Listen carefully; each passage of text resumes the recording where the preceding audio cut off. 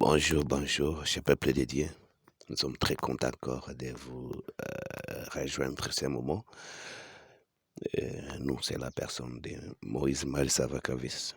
Nous sommes très fiers de vous présenter encore la leçon d'aujourd'hui. Ce matin, nous avons de la joie d'être parmi les gens qui sont en vie. Nous avons une autre leçon qui a le titre Le repos en Christ. Et car cela ne tienne, avant de palper la leçon d'aujourd'hui, c'est dimanche 18 juillet 2021. On va commencer par une courte prière. Dieu d'amour miséricordieux, nous voici devant ta présence ce matin. L'état où nous voulons étudier la leçon avec cet ami qui nous écoute et qui nous rejoint par la lecture de cette journée. Je tiens à lui bénir. Qu'il puisse vraiment auditionner cette parole et la pratiquer au nom de Jésus-Christ. Amen. Nous allons parcourir notre leçon. Nous sommes surtout au 4e. Cette leçon est tellement magnifique. La leçon dit seulement les prix du repos. Et aujourd'hui, dimanche, nous avons un sous-titre qui dit « Isé et fatigué ». Voilà, c'est le titre d'aujourd'hui, Isé et fatigué. Et notre leçon, c'est parcourir surtout dans le livre de Samuel, chapitre 11, les versets 1 jusqu'à 5. L'année suivante, au temps où les rois se mettaient en campagne, David envoya Joab avec ses serviteurs et tout Israël pour détruire les fils d'Ammon et pour assiéger Rabba. Mais David resta à Jérusalem. Un soir, David s'élevant de sa couche, et comme il se promenait sur les toits de la maison royale, il parcourait, il aperçut plutôt de là une femme qui se baignait et qui était très belle de figure. David fit demander qui était cette femme et on lui dit, n'est-ce pas Bathsheba, fille d'Eliam, femme d'Uri les Hessiens. Et David envoya des gens pour la chercher. Elle vint vers lui et il coucha avec elle après s'être purifié de sa souillure. Elle retourna dans sa maison. Cette femme devint enceinte et elle fit dire à David, je suis enceinte, parole de l'Éternel. Pour cette leçon, on nous ramène plus vite dans l'histoire du roi David, lui qui se promenait au toit de sa maison. Donc c'était une maison en étage. L'un de loin maintenant, dans une parcelle voisine, il avait une très belle femme. La femme était de son officier supérieur qui a été envoyé sur la ligne de front pour aller défendre le peuple d'Israël contre les Ammonites. Maintenant, cette histoire continue à dire que David a vu la femme. Et la femme était belle. Vous savez, lorsque la femme a levé tous ses habits, maintenant il se baigne, il se touche de toutes les parties. Maintenant, David a été vraiment tellement envieux. C'est pour cela qu'il a couché avec la femme. David a vu une femme très belle de figure qui se baignait près de chez lui. Ce soir-là, ses pélisions pécheresses ont pris le dessus et il a couché avec Bathsheba, la femme d'un officier de confiance de l'armée. Uri était un officier de confiance de son armée. Comme tous les anciens rois, David avait un pouvoir absolu. En tant que roi, il n'avait pas à suivre les règles qui renseignaient, les règles qui régissaient tout le monde. Et pourtant, l'histoire douloureuse de la famille de David, qui suit comme moment de changement de l'histoire, nous rappelle que même en tant que roi, il n'est pas au-dessus de la loi de Dieu. Tant de personnes de ce monde pensent lorsqu'on est président, lorsqu'on est au-dessus, lorsqu'on est peut-être autorité, on doit maintenant suivre les lois comme vous voulez, même si c'est le pays qui l'a établi.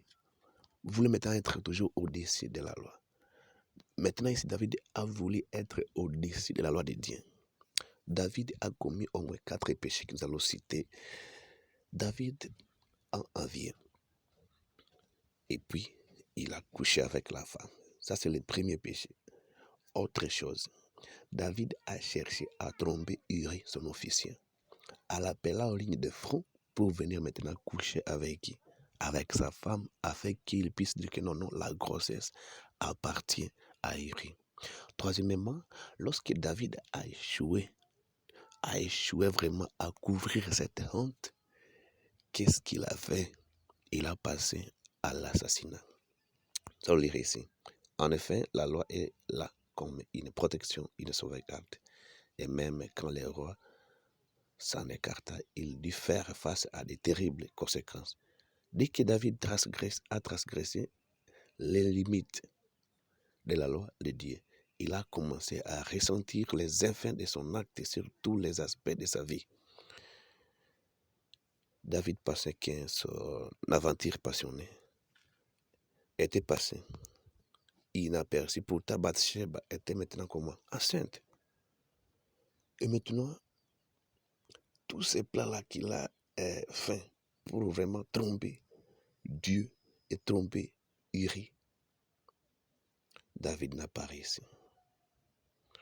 L'arche et Israël et Juda habitaient sous des tentes. Monseigneur Joab et leurs serviteurs de mon Seigneur campent à rase campagne, et moi j'entrerai dans ma maison pour manger et boire et pour coucher avec ma femme. Ça, c'était la parole d'Iri lorsque on a appelé Iri au champ de fort à disant qu'il puisse venir. Il a dit non, si je partais chez moi pendant que mes soldats sont ici à guerre, j'aurais tendance à coucher avec ma femme. Ça sera un péché et nous allons échouer de combattre avec nos rebelles. Finalement, un David désespéré s'arremet à un assassinat téléguidé pour couvrir ce péché. Il a pensé maintenant à un assassinat. Il voulait maintenant assassiner Uri. Après avoir vu la honte, il est passé au troisième péché, c'est l'assassinat. Il est devenu un assassin. Il a tué Uri à cause de couvrir sa honte, à cause de couvrir son péché. Maintenant, il est difficile de croire que David, à qui Dieu avait tant donné, puisse se rabaisser à un tel point. Peu importe qui nous sommes, quel avertissement devons-nous tous tirer de cette leçon. Quatrièmement, Monsieur David n'avait pas eu le courage de demander le pardon.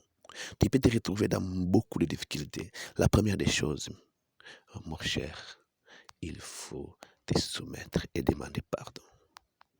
Après avoir vu que la femme était enceinte, David n'a pas demandé pardon. Mais il a voulu couvrir d'abord son péché et sa honte. Finalement, il est passé à agrandir toujours son péché. Chers frères, cette leçon est petite, mais avec beaucoup d'importance. Nous devons mettre notre espoir à Dieu. Nous devons tous connaître qu'il y a un Dieu qui peut nous pardonner à tout moment. Nous demandons le pardon. David devrait demander pardon. Il devait se soumettre, mais il avait la honte de dire non, je suis roi. Comment je peux me soumettre?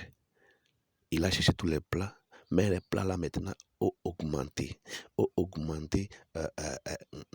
de fatigue. David a été usé. Il a été usé et fatigué.